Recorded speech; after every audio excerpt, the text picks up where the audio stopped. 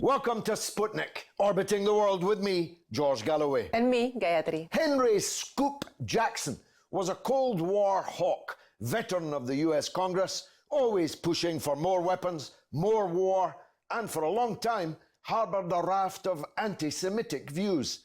Yet when the British neocons were casting around for a peg to hang their top hats on, they oddly fastened upon the obscure and largely forgotten Henry Jackson. Now turbocharged with pro-Israel fervour and anti-Islamist fanaticism, the HJS has become the font of some of the most poisonous right-wing agitation in this country. A group of British academics, together with the Cordoba Foundation, have recently published chapter and verse about the go-to guys for a witch hunt. We're joined by the CEO of the Cordoba Foundation, the redoubtable Anas Altikriti. Anas, welcome. It's a pleasure, Tell George. the public, if you would, about the Henry Jackson Society. I know about them and hate them so much. I'm not a dispassionate commentator on it. So better if you sum them up, please. Well, first of all, George, Gayatri, thank you for inviting me back. It's always a pleasure. You know, as you put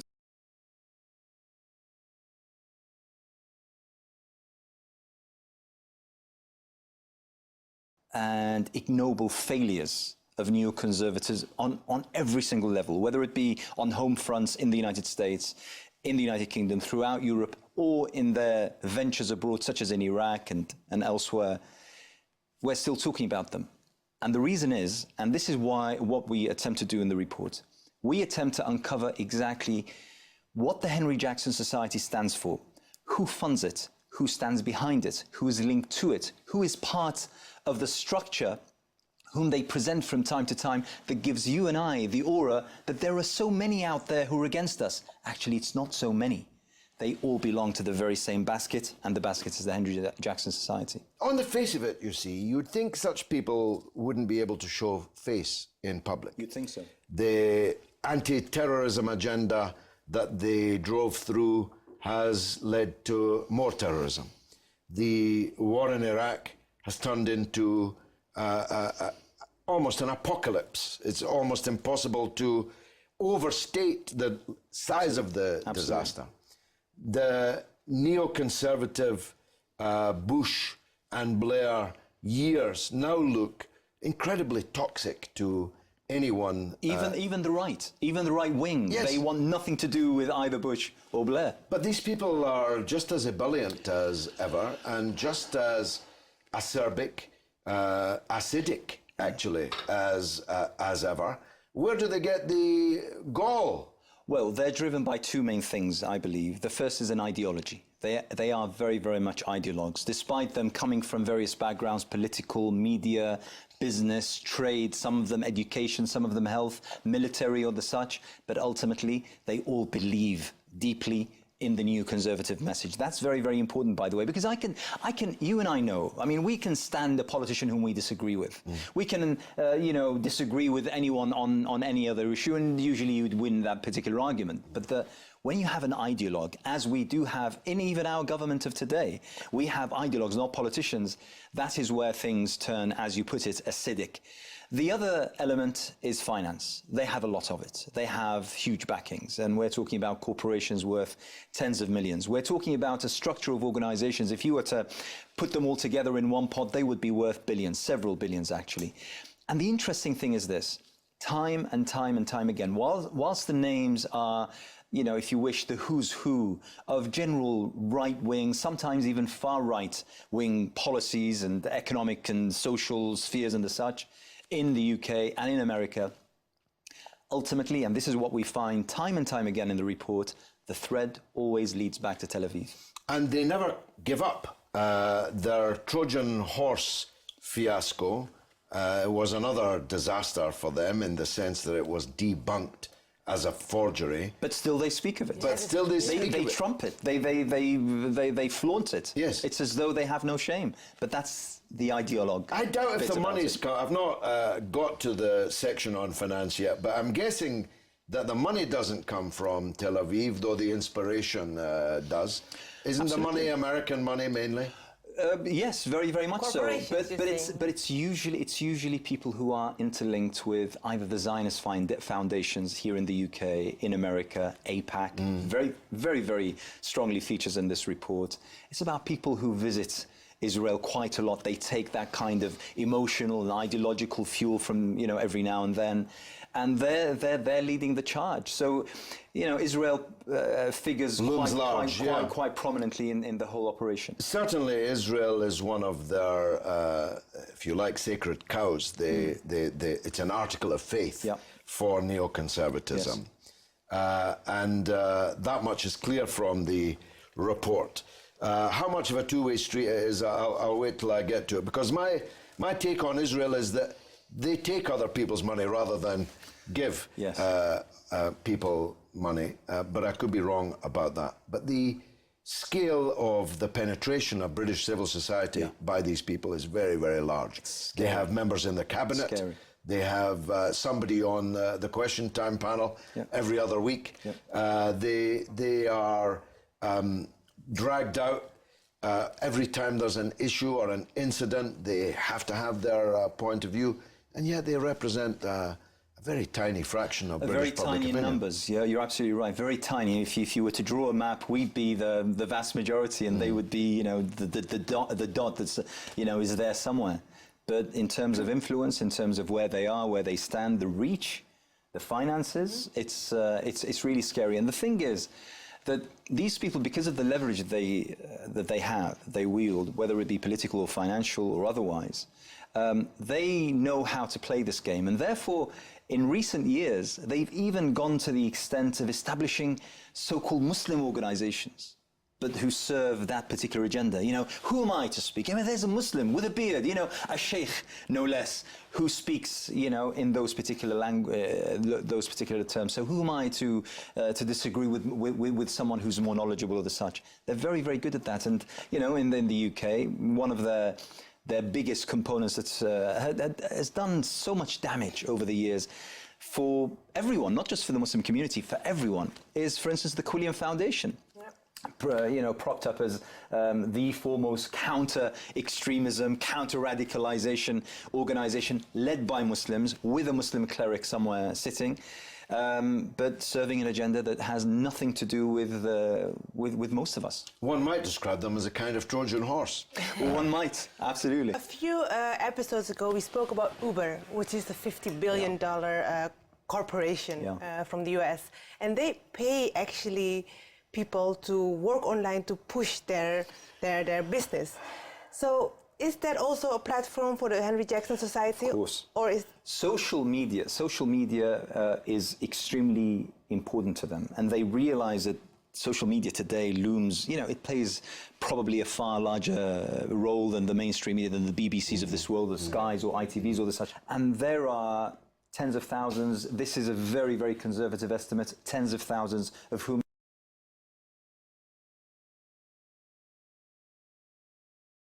immediately go on the attack. And that's why, we post an article where we're presenting an idea, why don't we think about humanity, about, how peace really should look like, something like that, on those particular lines. And we're inundated. It's like a hammer comes in from everywhere. And it's those troops that they have at the ready, at the click of a button. Well, look, this raises the $64,000 question, as the Americans used to call it. How come they're so good at it and we're so bad? How come they can construct such a, on the right at least, hegemonic project, whilst we're two men and a dog handing out cyclo-style leaflets outside tube stations? Listen, George, you're right. It is the question. And I have to say, we actually did a launch at the University of Bath with the authors of the report, the 4 authors, and they're a brilliant team. Spinwatch is an organization that I invite everyone to go look up, because they are doing investigative, not journalism, but investigative reporting and research that really matters to each and every one of us on a sterling scale. Now, their leader, Professor David Miller from the University of Bath, he said something which, resonates with what you've just asked. He said, if nothing else, you have to give them credit for their tenacity and for their level of organization and dedication. It's true. since we're right and they are so wrong, why is it that we can't organize? I think we can. I think we do ourselves a lot of discredit when, we think of ourselves in low terms. I think we're better than that. We're much, much better than that. We just need a little bit of organization. Plus, I think that these reports help to let people know exactly what's out there so that they can then mobilize to react and to counter. Well, we now have an election coming up with Jeb Bush likely facing Hillary Clinton. Again. As Henry Kissinger once said in another context, it's a pity both can't lose, but one of them is going to win. Yes. And both are neocons, essentially. Correct. So they're not going away anytime. So this report is going to be an essential reading. On this point, George, whilst you're absolutely right that the power is mind-boggling, if you wish, if you look at it, I mean, it sort of fills you with dread as to how much power they levy. But just let me point to one thing. One of the major proponents and organizations that make up the Henry Jackson Society is a very, very much openly declared Zionist federation and organization. Up until recently, it was given that any prime minister who came to become prime minister of Britain would be one of the patrons. And therefore, just a few years ago, that particular organization had not only the prime minister, by the way, but the leaders of all the major parties as patrons. Today, we stand with that organization having none of the leaders of the main parties, nor even David Cameron, the prime minister, as patrons. So you see, there is some sort of backdraw. And we need to capitalize on that. Now, whether that's because people are realizing that this is a losing game, or whether they're realizing that rather than this being an asset, it's more of a liability, I think it's something for us to pay attention to. Food for thought. The report is outstanding. Everyone should get themselves a copy of it. Anas Altikriti, thanks as always for coming on board the Sputnik. After a short break, one of Britain's growing number of independent investigative journalists, Mark Watts, will be right back.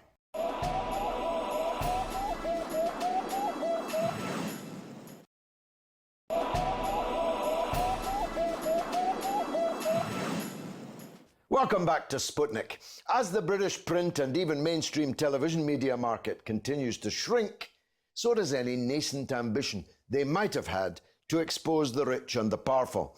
That's increasingly left to the likes of WikiLeaks and our next guest, Mark Watts of Exaro News, who are filling the space where honest journalism used to be, maybe, in Fleet Street. Mark Watts, welcome to the Sputnik. Tell us first, what happened to the mainstream media that left a gap that Exaro is admirably filling? Well, I think actually we can largely blame accountants, because accountants were saying in most media companies that we don't need this investigative journalism. It's incredibly labour intensive, it requires a lot of work, and it's just troublesome. And moreover, they said, we can just rewrite wire copy from Press Association, Associated Press, Reuters and so on, just rewrite wire copy and press releases. It's very cheap to do, and we get lots of column inches for not so much money. And the problem is, the readers and the viewers are not interested in this guff. And if you look back at the stories that have really galvanised people, that have been dug up by journalists, it's always the investigative ones. And I wouldn't write off the mainstream media completely on this score. They occasionally have, little bursts of activity in this area. We had, before Exaro came into existence, the MP's expenses scandal exposed by the Telegraph, sure, which was a good piece of work and well executed. Yeah. But overall, there's less and less willingness to tackle, as you put it, the rich and powerful. Now, the once upon a time, we remember it, those of us of a certain age anyway, the Sunday Times, Insight team, and so on. But the big stories of today are increasingly being led by you.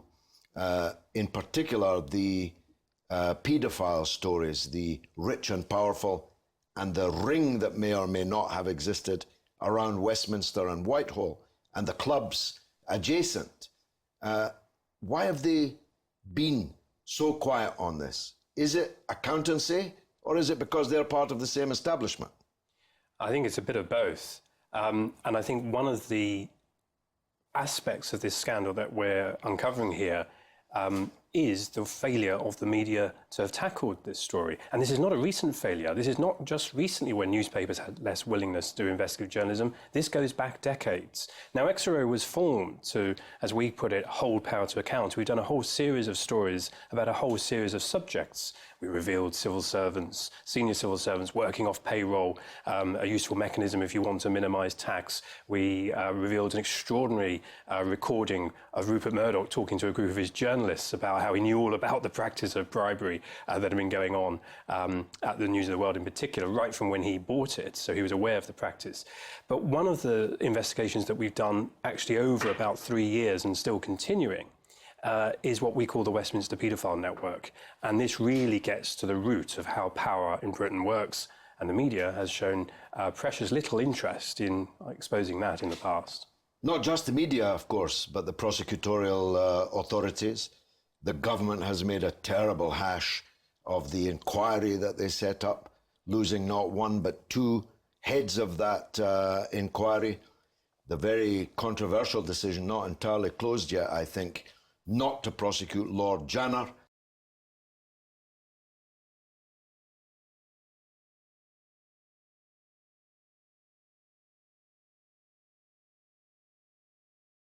Can say what we know is that there was multiple child sex abuse perpetuated by very powerful people in the British establishment, and there were multiple failures to police this, to prosecute this, or to expose it in any way, shape or form. So it's multiple failures on the part of the police, the entire criminal justice system, the government, and yes, the media. And what we're doing really at Exaro by the stories that we've uncovered is we're forcing the authorities in the same way as we're in fact forcing mainstream media to tackle this subject. This is undoubtedly the biggest political scandal in post-war Britain. This story would be nowhere as important as it now is, and it still has a long way to go to match its importance if it were not for Exaro and people like you. Have you felt the hot breath of the establishment in any way on the back of your neck as you nosed around on this story? Yes, we're certainly aware of some skullduggery, shall we say, here and there. We've been very alive to it, and so far we've managed to navigate what is a very, very difficult story. I mean, you know, the people who are affected is utterly traumatic for them and remains so, even if it's many years, even decades after their abuse. We talk to many whistleblowers from the police, for example, and criminal justice system. Many honest coppers did try absolutely, and were lent on from above. And that's a big part of this scandal. And of course, they're desperate for the truth to be known, actually. In reality, there's a kind of symmetry here between journalists and police officers. Quite often, they want to do the proper job, but somehow someone more senior than them stops them. Now, so far, we've established at least credible allegations that there were people in Downing Street, there were people in the House of Commons, there were people in the House of Lords, there were people in the British Diplomatic Corps, others in the civil service more generally. Even some judges and police officers have begun to pop into this frame. Is this something peculiar? I choose the word carefully. Is this something peculiar to the British ruling class? Why would such powerful people take such terrifying risks? We don't know all the answers to these questions, and that is a question that is sort of begging there. And we don't know the answer to that. All we can do is uncover the evidence step by step, as we have done over 3 years. So we've put Britain in a position where even the authorities that have been so reluctant to act in the past have had to acknowledge the reality of this scandal. So we have had an overarching inquiry commissioned because of the evidence that we had raised. We have had the police open up a whole series of investigations specifically into prominent people and paedophilia. We have had the IPCC, which regulates the police here in Britain, say that they're looking at at least 17, the number keeps going up, at least 17 separate cases of corruption, and that's their word, of cases where they believe there have been cover-ups, where police operations were closed. And we've spoken to people who are involved in some of those operations, and it happened. That is absolutely what happened. Just a general back off the topic question that I was pondering about after seeing this meme titled "Investigative Journalism Today," and you see a man behind the computer on social media.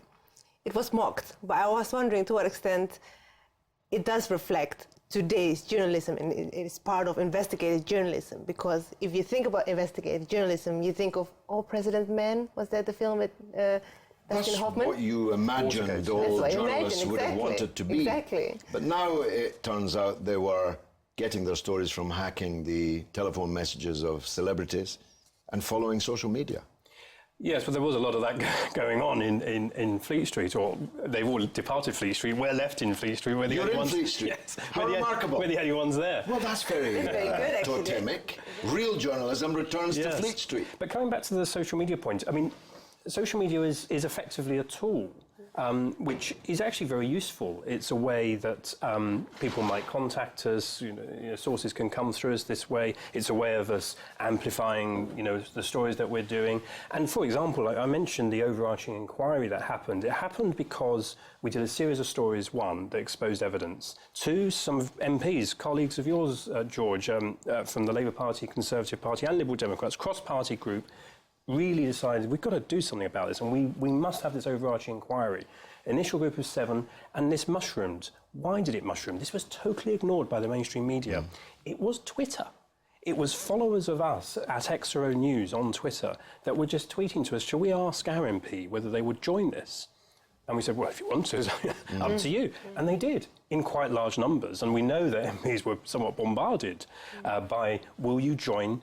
Will you sign up to this letter? And we had, I think, by the end, about 146 MPs in pretty quick time saying, yes, we want this overarching inquiry. And that is what forced Theresa May, the Home Secretary, to order it against a very, very reluctant David Cameron. Mark, you made a very portentous statement, which I'm still chewing over, and I think you're right. This is the biggest scandal in Britain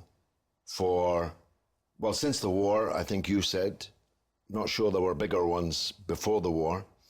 And yet, the only people who've been outed are the dead or the Alzheimer sufferer who can't any longer be brought to justice.